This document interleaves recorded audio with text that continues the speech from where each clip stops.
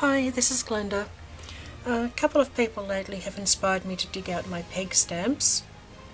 Lindsay, the Frugal Crafter, did a couple of examples, and one of them was something along these lines. And Inkstained Ronnie did a faux calico, something along these lines. So I have two sets of peg stamps. This little container of them is it. My results have never looked like the pictures. I struggle with these a little bit. So anyway, I did have to literally dig them out of the drawer. So the other thing I did, because I only have a few, I did something I've never done before, and I broke up my stamp sets. I went through all my sentiments, just sentiments, nothing else, and pulled out all these little tiny stamps. The majority of them, well, I'd say 99% of them, have never seen ink before. I just don't think to use them when they're sitting in a sentiment set. So I know I have quite a few more in my other floral sets and things like that, but I thought, well, I don't really want to break those up, but the sentiments, I just don't go looking for anything little like this in those sets. So these are equivalent to peg stamps because they're all little tiny stamps. So if you don't have any peg stamps, go through your stamp sets and see what you've got in the way of little tiny stamps already. I know there's a few people have sort of been pushing using little ones lately, but usually as part of something else. So anyway, that's what I did to get my collection a little bit bigger. So to do one of the cards like Lindsay did, you just need to mask off a piece. The two that I've already done, I put my tape on an angle. I thought I'll put it straight this time because some of my older examples, that's how they were. You know, there's nothing new about peg stamps. And then you just happily go along and hopefully you stamp a bit better, especially if I put something underneath it.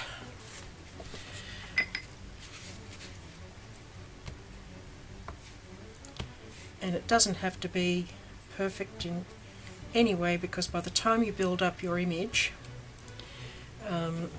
just got a stamp cleaner to the side. Everything seems to be a leaf. Why are they all leaves? Here we go. Yeah, it all sort of goes over each other, and I'm sure there are people who get beautiful results with these, but to me this came out fairly well each time, and that was good enough for my standards, I guess. I don't know, I'm waffling now because I'm trying to stamp and talk at the same time. Oops, you can take some of them up a bit higher.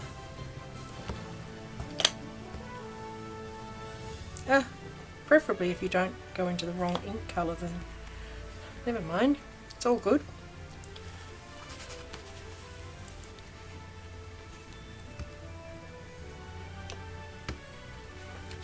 Might turn it around, I seem to be favouring the top part a bit.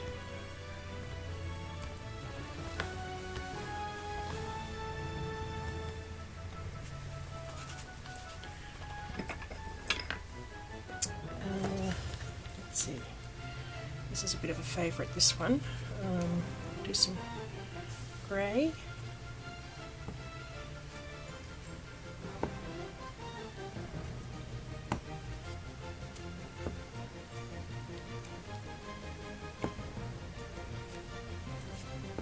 Most things you always want a few to go off the edge, and I would probably fill that out a bit more. And I would also softly dust that a little bit with some sponging. Let's see, what have I got?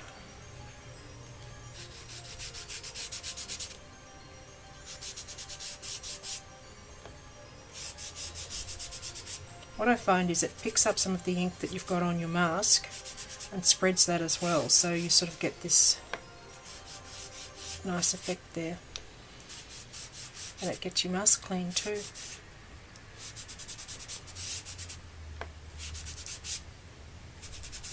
I will put links to both the tutorials. Lindsay's as a YouTube and Inkstand Ronnie as a blog. And when you pull off your tape,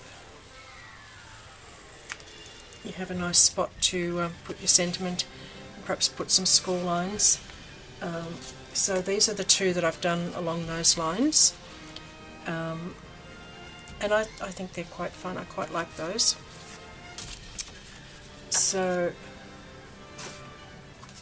this next idea with the faux calico, where's my one? Okay, so I've made a mask. You may not be able to see it, but it looks like a bunny. And we're just going to do exactly the same thing. Maybe start with a slightly bigger stamp. So it's a bigger area to fill in. What was I going to grab? Oh, losing the plot.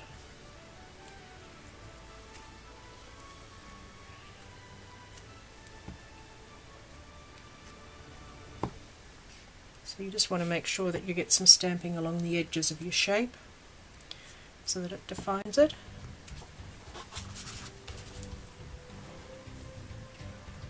For our Papermates ladies, this is what I have in mind for our next Papermates.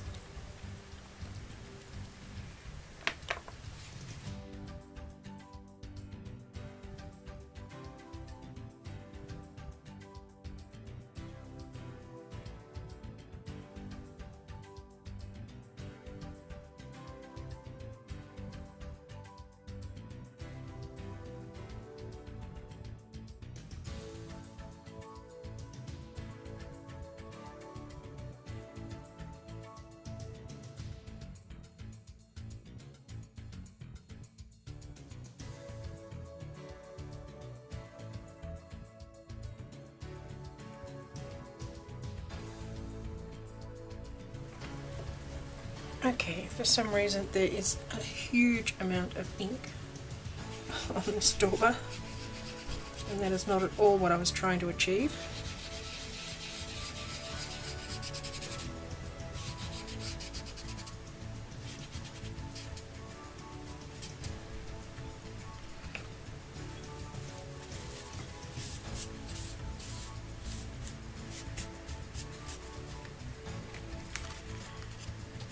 Anyway, if we pretend that that's about 10 shades lighter on the sponging, we'll remove the mask.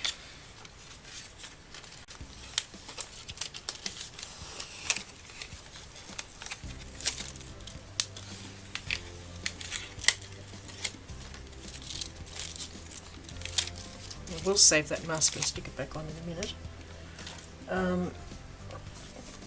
Then that's the general idea. Go and have a look at the original, it always gives you a better idea. So that's my other ones. On this one I just did piercing around the edges to give it a faux stitch look. I may actually do faux stitching with a marker around this one just to be different. So that's that one. So while I was at it, I had a look at some of my older things that I had saved, and one idea is to take a mask and sponge the colour, and then you can stamp around it quite easily. You've got your shape defined at that point. And I did mean to have this done already, and I completely forgot that that's what I intended. I'm just going to do this one in grey because I've got it out.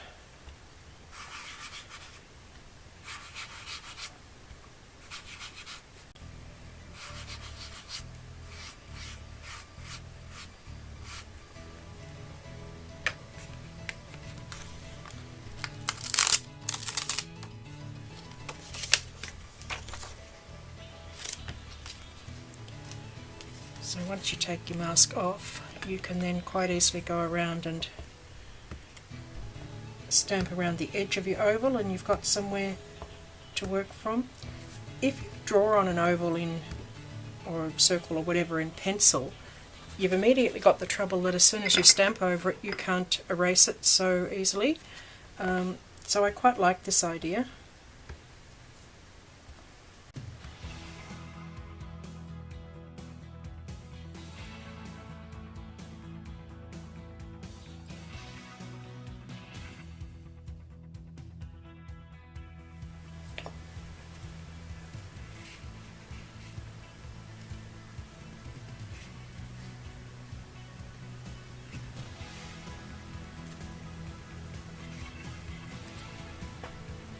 Anyway, you get the idea.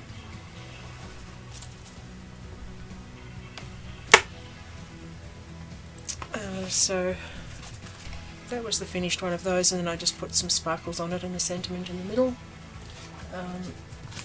And the other couple of ones that I had is I put a small die in the middle just to show me placement, and then stamped around it, but as usual that wasn't all that happy with that. With this one I pre-cut an oval and then did my stamping around it, and I quite liked how that turned out. And with this one I stamped a few big swirls and then just stamped lots of little tiny flowers in between it all to make a background. So that's what I've been doing with peg stamps and other little tiny stamps that normally don't get used. So if you watched, thanks for watching.